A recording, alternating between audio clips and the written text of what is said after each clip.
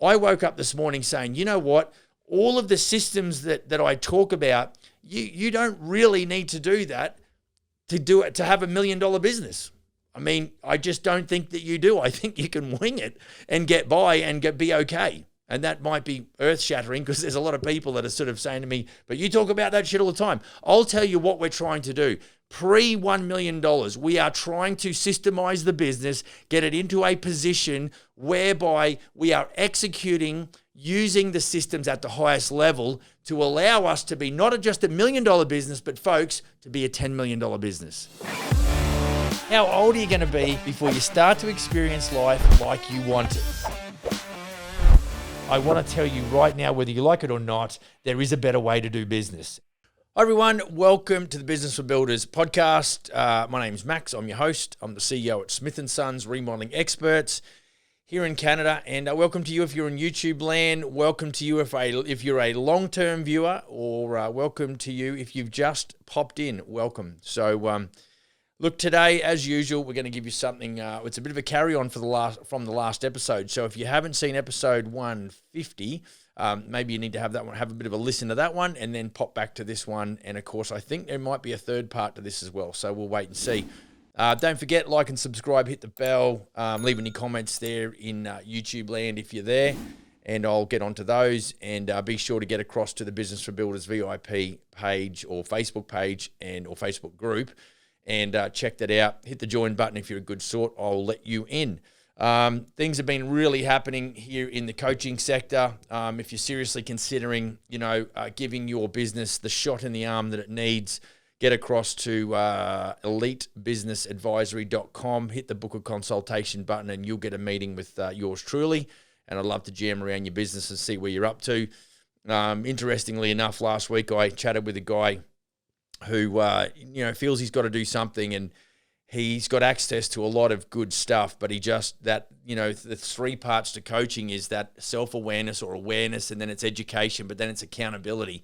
We all need somebody to sort of crack the whip a little bit, just nicely, with as much love as one can put together to make it work. So, that's maybe what your business needs is, a really serious deep dive into some systemization and some strategy, and as well as some coaching and accountability. So have a think about that. Get across there and check it out. I would love to hear from you. And you can email me at max@elitebusinessadvisory.com as well. Right, let's get cracking. Last week I was talking about the items to do with setting up the meeting on the first call. So I won't go too deep into that, but super important. And I got to a point where I thought, you know what, I'm not going to get through the whole thing. So we decided to jam it into a couple of parts. So on today's episode, and look, guys and gals, this is just my spin. If you're sitting out there and you're fairly accomplished in, site visits and how you go at qualifying customers and getting to the, to the root cause of their desire and reason why they want to do the renovation, then mazel tov. I don't want to mess with that.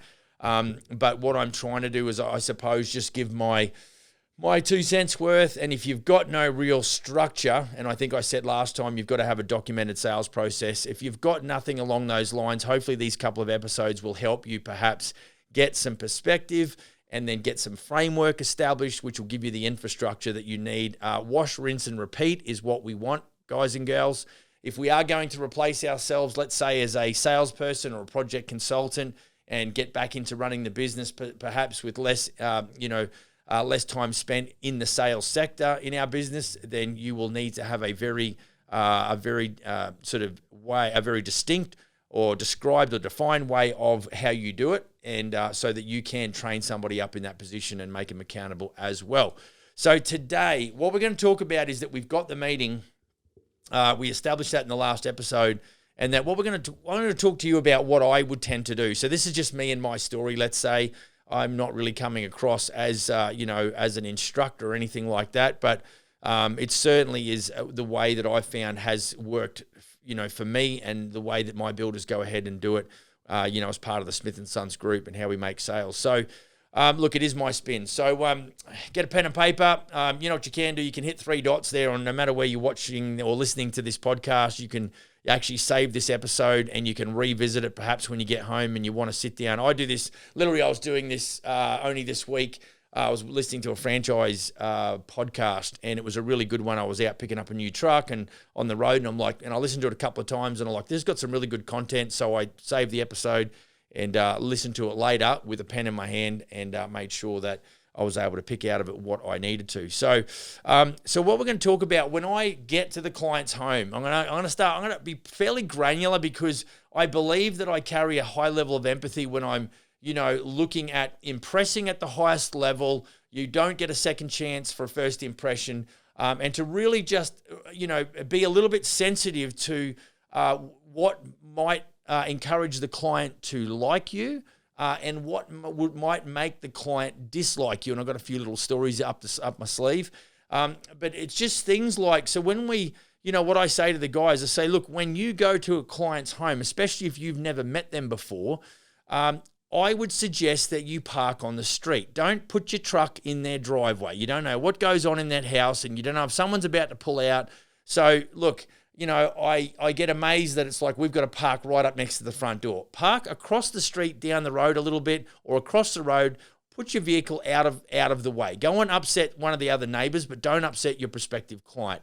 So don't just go all bullish in there and sort of park in the driveway, right? It's not your spot. It's not your house. A few extra steps in a day probably will help you out. If you're someone like me, I intentionally park a long way away so I can get my steps up. So that's the first thing. The other thing in your presentation, a uniform shows or really displays a sense of purpose. It tells me that this is what I'm here for. You'll notice that, armed forces, all the fire brigade, the law enforcement, medical service people, they've all got a uniform.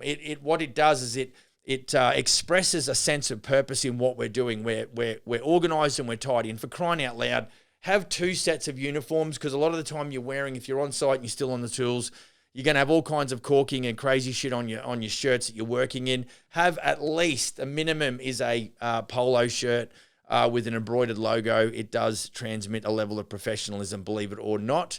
And if you want to step it up, sometimes I wear a long sleeve business shirt. More often than not, I'm going to roll the sleeves up a few, but that's super important. I know of a job that I won when I was initially doing the work as we developed the Smith & Sons brand, and I got told that the guy who'd showed up the day before to do a quote didn't bring a tape. Now, in this day and age, you don't necessarily need a tape per se, but certainly if you've got a Bosch laser measurer, I would suggest you have one of those two, and certainly something to write on as well. So that's kind of, I think that's the minimum standard. And if you can improve on that, then good for you. More the merrier as far as professionalism and organization. But that's physical appearance and a few tools of trade that I might take into a first meeting with a client. Make sure you've got a business card. I am blown away, and this is not all on my guys, but I'm blown away how many. Matter of fact, I just took one on Friday that there's a client meeting booked for next Thursday with one of my guys, and they rang the office, and I'm like, I know that the guys have got business cards. I just don't know what they do with them. And so make sure if you've got business cards, and I've had this discussion about, matter of fact, I've had this discussion about business cards before. For those that are, watching on YouTube, this is kind of the kind of card. It's a different shape. It's got rounded corners. It's a lot skinnier. And I always get a wow factor when I hand that one out. It's like, oh, that's different. And so, make sure you've got a business card, and there's some way of, and more often than not, when we're dealing with our clients, they're always 50 and above. So they're still old school, and they kind of appreciate that. Don't go and try and don't airdrop them your details, because they'll be like, what? Don't do it, unless you know for sure. Okay, so we knock on the door, we say g'day. You may not say g'day, but I say g'day. A little bit of small talk is good to just sort of take the edge off, the meeting. We don't want to rush into the details just yet. We want to maybe pay them some compliments, genuine compliments about their home and where it's up to, and the location and things like that. But I will always, the pivotal moment for me will be like, hey, Fred, I'm meeting with a Fred or a Betty, if it's a Betty. Fred and Betty, tell me a little bit. Great to be here. I appreciate the phone call. I appreciate you reaching out to me, to get me across here to have a look at your project. Just start telling me what it is that you hate most about your home. And that normally does get that reaction. It's kind of like, okay, that's kind of not what I was expecting. But honestly, what I need to do is I need to really drill down on the things that they really dislike, or the things about their home that lacks function or lacks aesthetic appeal, because they're the things that I really want to focus on in my going forward in all of my communications, and certainly in my presentation when it comes to the quote proposal. So we want to make sure that we're breaking that ice. So as they're talking, I want to spend the least amount of time talking. Questions are the answers, folks. 2 ears, 1 mouth. Use them that way. And you want to make sure that you're writing down. And as they're going through, you're listening to, because they're really living. See, I say to them, I've never been here before. So it takes me a while. I don't do any design work on a first visit, because I don't stand there and talk about, when they talk to me, hey, we've been thinking about this, all I'm going to do is smile and wave and nod and make notes around, okay, this is what they've got in mind. I don't want to get stuck in the first meeting doing a full-blown design. That is not what I'm there for. If somebody starts talking about countertop types and paint colors, I'm just like, okay, I just don't want to go down that in detail. I don't mind understanding where they might want to feature wall and things like that, and the fact they do want, a stone countertop rather than a post-form laminate top. That's fine. But what I'm there to really do is I'm there, as much as I'm there to listen to them, I'm also there to get a gut feel on whether or not I want to work with these clients, and a gut feel on whether or not I can do this project. And in the event that I can do the project, do I want to do the project, and how that all morphs together. So remember, like I said last time, 8 to 12 touch points is where you've got to be before you can ask for the business. And so your goal, your subliminal goal in the beginning and all the way through until you hit that 8, 9, 10 touch point mark is to really get your intuition fired up, like stoke that fire and just go, okay, do I want to work with these people? Like, I don't want you to rush into it. I've got one of my core values that's hung up in the boardroom here is we're deliberate, not desperate. Guys, if you are desperate, it's just bad. Like, it's bad for everything. It's bad for your bottom dollar. It's bad for the client experience, and it's bad for you, the builder, and your reputation. So please, you need to, he that can walk away from the table, and it will be the one that wins. Like, if you can walk away from the deal, good for you. Like, because you're not chained to a deal. You're not obligated to be there. If you are, then you're in a bit of a challenging valley, let's say, and you need to really figure out what's going wrong with the business. Is it your marketing message? Is it your lead gen? Is it the fact that you stink because you don't use freaking, spray?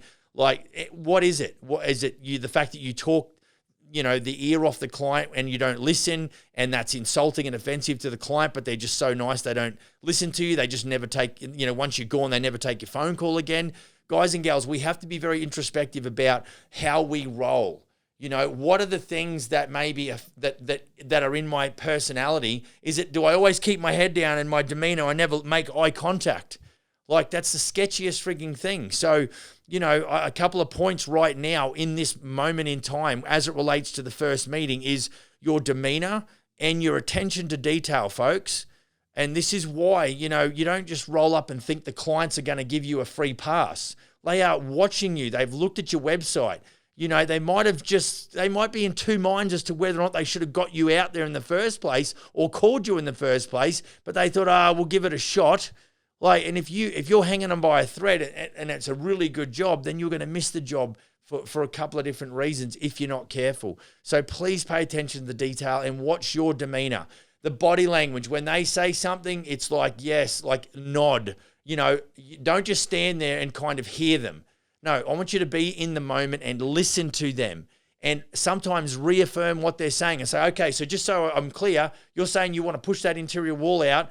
And then do you think you're going to want to put a window on that exterior wall now that you can actually see all the way through? Like, I am doing a little bit of digging because I'm really making sure that I'm wringing out all of their frustration and the things they really hate about their current home. Okay. So yeah, just pay attention to the detail. So look, really, this is going to be a really simple episode. We're going there to do a site measure. Obviously, we're going to get as much detail from the clients as to the current layout, the existing layout, and then what might be the proposed layout, right? And depending on how the ball bounces at the end of that meeting will determine whether or not you might quickly do your own drafting in-house or whether or not you've got to outsource it. But we'll get to that in a minute. So you're going there to do site measure, site picks. You're looking at whether or not you've got to do any planning and permitting. And then obviously you're going to be in a position where you may consider talking to them about a fee for the design and quote phase. And so we're going to really sort of try and nail down on that. So for me personally, remember, this is just my take on it. This is just what I've always done. And I teach my guys to do. When we go there for a site measure, I want to get as much data as I can.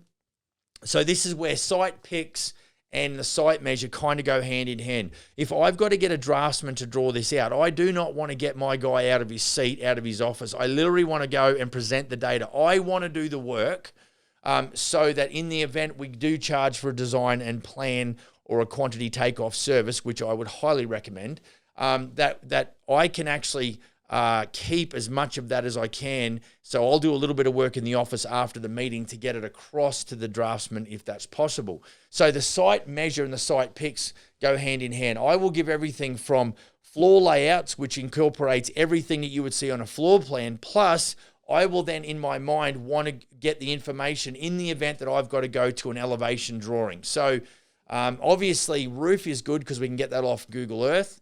So that's handy. But as far as the internals and the window locations on the outside of the house, I need to know that because there's got to be, as much as the clients might want a window to go in, the street appeal or the curb appeal might be compromised because if we put that window in there, it's going to look stupid. Like the dumbest thing you can do is put a bathroom window on the front of the house. Avoid that at all costs. Go to a mechanical vent and a skylight as opposed to a window on the front of the house. Okay. So they're just some things to consider. But the other thing that I would urge you to do, and I know a lot of my guys do this, is that at the end of the time when you've got a really quick scratch and you've got some really good dimensional data and you've got good pictures of each of the rooms and all of those sorts of things, what I would then encourage you to do is actually walk around with your phone and take a video of the location. Now, there might be heads nodding here going, yes, Max, I already do that. And like, good for you, great move. That might be a bit of a watershed moment for you, like, yeah, I never thought of doing that. Because I know last time I did it, my photos didn't catch that little section of room there that I really needed to see. Because the last thing I want to do is jump in my truck and have to go to that site again, just annoys the crap out of me. So I will do a full tour. And if you need main floor and basement and then exterior, you'll do 3 videos just to make sure, I guess, that if you need to forward that video to somebody, you don't have to forward the whole thing to them because it is obviously, emailing, that sort of stuff. Just on that, obviously, for those that don't know, Dropbox, Google File, any of those types of cloud-based things are your best friend. And certainly will make life easier if you've got a question from a sub-trade who's trying to quote. You can actually save them a site visit and you just forward the video, of that scope of work. You might even break it into specific areas that relate to a certain trade. Like the tile setter is not going to want to see anything in the front of the bedroom, but he is going to want to see bathroom and kitchen and anywhere he's laying floor. So, just think about that because what we're trying to do all the time is create efficiencies. There's a thing called the Kaizen principle, and it's whereby we're always looking to improve and maximize our impact and our efficiency. And that goes hand in hand with the lean philosophy as well. That's a book I just downloaded recently, was Lean by Toyota, and Toyota, as far as I know, were the originator of Lean. So everything we're doing, we're trying to get to the quote phase and finished ASAP. So if there's things that we can do, guys and gals, let's take the lead on that and supply our vendors and our subcontractors with as much physical data to allow them to turn a quote around and get back to you really quick that will serve you at the highest level. Because, I was only thinking this morning, I'm like, you know what? I am done talking to my guys about being $1 million businesses. Listen to this. I woke up this morning saying, you know what? All of the systems that I talk about, you don't really need to do that to have $1 million business. I mean, I just don't think that you do. I think you can wing it and get by and be okay. And that might be earth-shattering because there's a lot of people that are sort of saying to me, but you talk about that shit all the time. I'll tell you what we're trying to do. Pre-$1 million, we are trying to systemize the business, get it into a position whereby we are executing using the systems at the highest level to allow us to be not just $1 million business, but folks, to be a $10 million business. That's where I want you to be. That's where I now want my guys to be. I'm done trying to systemize the business at the highest level and do it and use all of the systems to get them to $1 million. I'm like, forget about it. Let's go 10 million. Now, if I only can get them to 6 million and they've got a 30% gross profit and they're showing a 10% net profit, we are all happy, and I'll shout the beers, because I'm telling you, that's a bloody good day. So folks, we really want to just think about that concept, that we want to implement, the lean approach and have the Kaizen type meetings where we talk about what we can do better to create more efficiencies. Because if you're the type of building owner that wants to not just have $1 million business, but a $10 million business they can be proud of, then let's go. But I am telling you, you have to be disciplined, and your attitude towards systems and the analytics side of your business must be at the top level. The guys that fail do not pay attention. The guys that try and build a big business where they lack systems, where they lack analytics, they're the guys that just fly by night. They just in, out, blow up, business fails. Why do you think 50% of remodeling contractors fail in the first 5 years? It's because of this. It's exactly this. And I'm on a bit of a tangent at the moment to really give as much value as I can, both for free, but also for a paid service as well, to be able to, pull a lot of these guys out of the dive and change that statistic, that number. 50% of guys and gals going broke in the remodeling sector in the first 5 years. It's bullshit. We've got to stop that already. So make sure you get, good site measure, good site pics, and a really good video tour of the place, so that you can really cut down the time it takes you to get a quote back from a client, from a vendor or from a subcontractor. Now, if you are organized in your approach in that regard, what you'll find is it's a really good indication of how you organize you're going to be in the when you do win the job and you are under construction. It's a really good demonstration to subs and suppliers and a reflection of your organization and how well you operate as a builder, because there is a lot of shit shows out there and a lot of vendors that are just tired of dealing with half-assed builders, and there's subcontractors out there that I think sometimes have a better handle on organization than the builder itself. So super important. What I want to make sure too, just moving on, is that if there is any way that you have got it, let's say an addition and you've got to start pushing a sidewall out, things like that, you want to make sure that you get some site plan data. So you might want to ask the clients, do you have a set of plans? Like maybe they didn't build the house, but maybe the plans were handed down from owner to owner, which is freaking awesome if that happens. And then you just might have to, make some time to talk to the city about building envelopes and whether or not, you can make an addition in that area, in that direction. Make sure you're avoiding easements and, any other kinds of things that might inhibit that process. Because the last thing you want to do is go, yeah, we can do your addition. And then you come back and go, no. That's always a little bit of a problem. So, look, guys and gals, you want to make sure, and of course, when you go away and do your due diligence as it relates to a project on that lot, or on that block, if you're in Australia, New Zealand, then you've got the information. You can present that to the city fairly competently and coherently. And I think in some cases, having an iPad Pro, I've got one of those. When you rock up to the city and you can, you can have those photos. If you're a bit of an eye guy, gal, a bit of a Mac type person, you can obviously have those photos onto your iPad as well. So at least you can explain with clarity to the city. Again, if you rock up there and they can't quite get context on what you're banging on about, you've just wasted a trip into the city and you've got to go back to the office and now print stuff out, and that's a pain. So try and be digital and try and be very fluent. I know that the iPad that I do have has a SIM card in it and it's just got data. And so that's super helpful, because as long as I got service, I can do whatever I need to do in the field. So that's a worthy investment. Now, the final thing I'm going to finish on is how to, go about, and some of the verbiage, and you might have some questions about this. So, I'm going to double down. You can email me, max@elitebusinessadvisory.com. If you've got questions about this next section, just hit me up. When I go there, and I may have had this conversation like I think I alluded to on the last episode, that I'm going to talk to them about possibly what we call a quantity takeoff service, or it's the design and quote phase. Now, the design and quote, to get paid for the design and quote phase is not as descriptive. It's a little bit more retail friendly, agreed. But specifically, it's because there is so much information that we have to gather to give a fixed price quote. Now, if you're in, let's say Canada, because that's where I am. If you're in Canada, then most of the work is happening all around the world, or all around this space as cost plus. And so when I talk about fixed price, it's actually easy for me to segue into a quantity take-off service, which helps me with the design and quote process. Okay, so you might want to word it like that. Whereas in Australia and New Zealand, maybe definitely Australia, East Coast I'm familiar with, a lot of the stuff is already fixed price. So the problem that you might find is that, well, the other guy's doing a fixed price and he's not charging me for this quantity takeoff servicey thingy design and quote. And so why are you? And so, look, I think to answer that question, because it's always been burning in my brain, because I know that over here I have a distinct advantage. My unique selling proposition, or part of it, is definitely we offer a fixed price quote. We give you a very microscopic specification breakdown. We don't break down in costs. We just break down the specifications as they've delivered to us.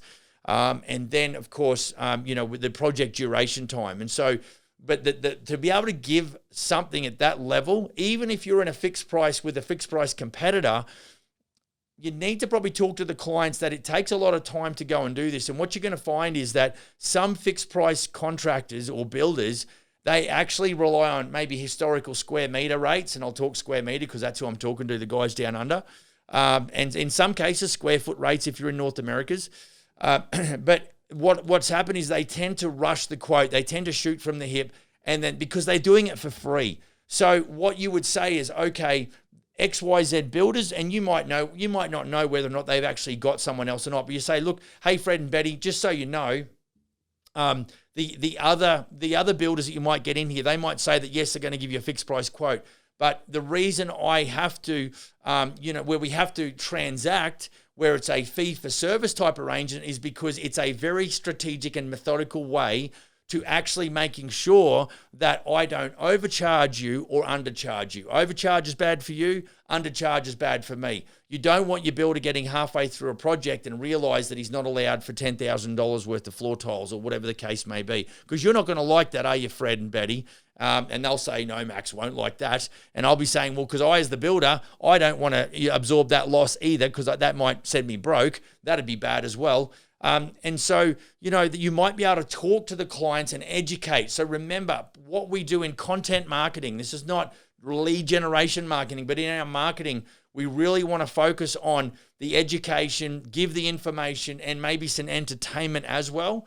And so, to get people up to speed. Matter of fact, I'm working currently on a lot of things that give my guys a grievance or give them an ulcer, because they got to keep telling the clients the same thing. And they know that they've told them before, but what we're going to do, things like, oh, Mr. Builder, how come there's nobody on my job site today? All the guys that have had that and the gals that have had that are all nodding their head.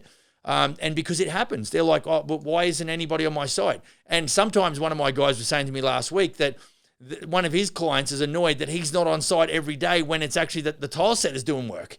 It's like, well, what do you want me to do? Just sit here and just watch him do that. And so there's those kinds of things. We're going to take it up a notch. And if you jump on, if you're not a part of Business for Builders VIP Facebook group, one of the things I got my team to upload last week was one of the ads that works really, really well for us.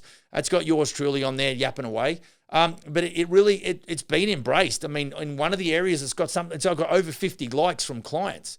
So, that's where it's important that our messaging is right. But when you go back and you're talking to them about the design and quote fee or the quantity takeoff service and the fee for that service that helps you with your design and quote, that's something where the clients have got to see the value demonstrated.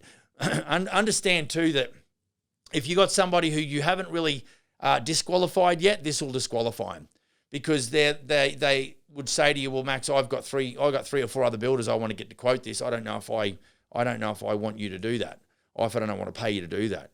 And you might think that that's a bad thing, but at the end of the day, if they are shopping it around at that level, then what you're going to find is they're very budget oriented, and you probably aren't going to make the sort of money. It's why there's so much room in our budgets to develop a business, to create operational capital, and to save the day when there is a cock up, and it's inevitable that it will happen. There'll be an oversight, or someone will do something stupid. And you'll need to have that cash at bank, that little war chest, if you like, to ensure that your business doesn't go belly up. So, make sure you're very focused on demonstrating value. And so when you're talking to clients about this quantity takeoff service, make sure it's a security measure. Now, sometimes for a bathroom, you might consider $500, $350 to $500. For a kitchen, it'll be upwards of $1,000. For an addition, it'll be $3,000 and over. And for a new home, it could be $5,000 to $7,000. So just because there's so much work to be done. Now, understand, you figure out what works for you. Like, this is me, my spin, my jam. This is what I do. We've worked up to it. We've got an international brand. The rules of engagement are slightly different, so don't take it verbatim as such. Look at it objectively and look at where some of the deficiencies are and make it work for you. Now, just understand that those fees are actually for you, the builder. Now, if there's an interior designer, a draftsman or an architect, if there's, soil tests or geotechs needed, if there's engineering, if there's anything else over and above, then that's extra, okay? And so it's not something that's just, oh, well, Max, you're going to do that for $1,000. And if I need an interior designer, I need an engineer, I need a soil test, you can do that. No, I can't. It's all, and you got to have it worded a specific way. So if you've got questions about how to word that, maybe follow me up with an email. Go to max@elitebusinessadvisory.com, shoot me an email, and we can jam around that.